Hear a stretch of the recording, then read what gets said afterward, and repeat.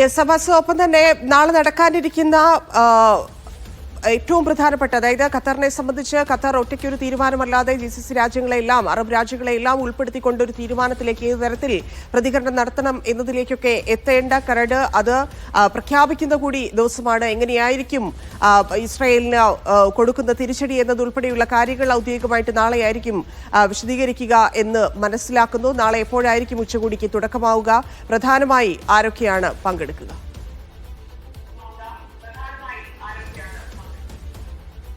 നാളെ ഉച്ചയോടുകൂടി 3 മണിയോടെ, പ്രാദേശിക സമയത്ത് 3 മണിയോടുകൂടെയാണ് ഈ ഉച്ചകോടി അവരുടെ, അതും ക്ലോസ്ഡ് ഡോർ മീറ്റിംഗ് ആണ്. എന്നാൽ വൈകിട്ട് 7 മണിക്ക് ഒരു വാർത്താ സമ്മേളനമുണ്ട്.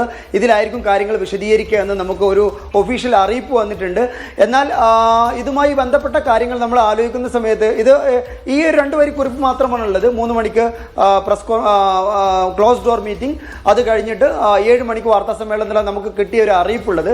എന്നാൽ നമ്മൾ മനസ്സിലാക്കേണ്ട ഒരു കാര്യം, ഇസ്രായേലുമായി ബന്ധപ്പെട്ട് ഒരു പാൻ അറബ് സോളിഡാരിറ്റിക്ക്, ഒരു പാൻ അറബ് മൂവ്മെന്റിന് അറബ് രാഷ്ട്രങ്ങൾ ഒന്നിച്ച് നീങ്ങുന്നു എന്നുള്ളതാണ് നമ്മൾ ഈ കാര്യത്തിൽ മനസ്സിലാക്കുന്നത്.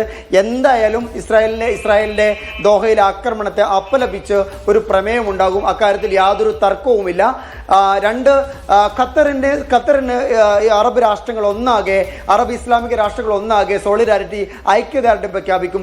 ഈ 2 കാര്യം നിർബന്ധമായിട്ടും ഉണ്ടാവും. മൂന്നാമത്തെ ഒരു കാര്യം, അന്താരാഷ്ട്ര തലത്തിൽ ഇസ്രായേലിനെതിരെ സ്വീകരിക്കേണ്ട നിലപാടുകൾ അറബ് രാഷ്ട്രം എങ്ങനെ സ്വീകരിക്കുന്നു എന്നുള്ളതാണ്.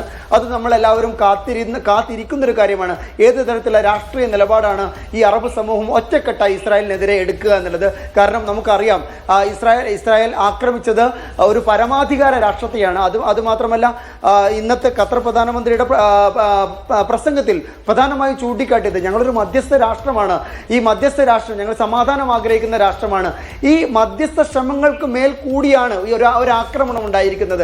അതുകൊണ്ട് തന്നെ യാതൊരു തരത്തിലുള്ള ഇൻവോൾവ്മെന്റും ഇല്ലാത്ത, ഒരു തരത്തിലുള്ള അക്രമ സംഭവങ്ങളിൽ ഇൻവോൾവ്മെന്റ് ഇല്ലാത്ത, പങ്കാളിത്തമില്ലാത്ത ഒരു രാജ്യത്ത് നേരെയാണ് ആക്രമണം നടന്നിട്ടുള്ളത്. അതുകൊണ്ട് ഖത്തറിന് സമ്പൂർണ്ണമായ ഒരു ഐക്യദാർഢ്യം അറബ് രാഷ്ട്രങ്ങൾ പ്രഖ്യാപിക്കുമെന്നതിൽ യാതൊരു സംശയവുമില്ല. അതേസമയം രാഷ്ട്രീയപരമായി ഈ രാജ്യങ്ങൾ മുഴുവൻ ഇസ്രായേലിനെതിരെ ഏത് തരത്തിലാണ് നീങ്ങുക എന്നുള്ള കാര്യത്തിൽ നാളെ കൂടി ഇക്കാര്യത്തിൽ വ്യക്തത നമുക്ക് പറയാൻ കഴിയൂ. ഒരുപാട് ചർച്ചകൾ നടക്കുന്നുണ്ട്, ഒരുപാട് അഭ്യൂഹങ്ങൾ പരക്കുന്നുണ്ട്.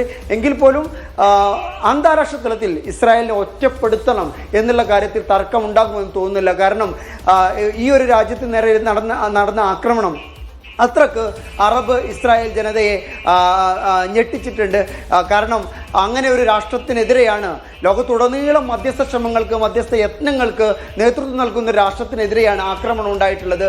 ഒരു പാൻ അറബ് സോളിഡാരിറ്റി കൈവരിക്കുകയും അന്താരാഷ്ട്ര തലത്തിൽ ഇസ്രായേലിനെ ഒറ്റപ്പെടുത്താനുള്ള നീക്കങ്ങളുമായി മുന്നോട്ട് പോവുകയും ചെയ്താൽ അതൊരു വലിയ മാറ്റങ്ങൾക്ക് അത് വഴിവെക്കുക തന്നെയാണ്. ശരി അബ്ബാസ്, ആ തരത്തിൽ അബ്ബാസ് പറഞ്ഞതുപോലെ മധ്യസ്ഥതയ്ക്ക് മേൽ നടന്ന ഒരു ആക്രമണം എന്നുള്ള തരത്തിലാണ് ഇന്ന് ചേർന്ന മീറ്റിംഗ് അതിനെ വിലയിരുത്തിയിരിക്കുന്നത്. നേരത്തെ തന്നെ അത് ഖത്തർ വ്യക്തമാക്കിയതുമാണ്. മാധ്യമപ്രവർത്തകൻ താജ് ആലുവ കൂടി ചേരുന്നുണ്ട്. ശ്രീ താജ്,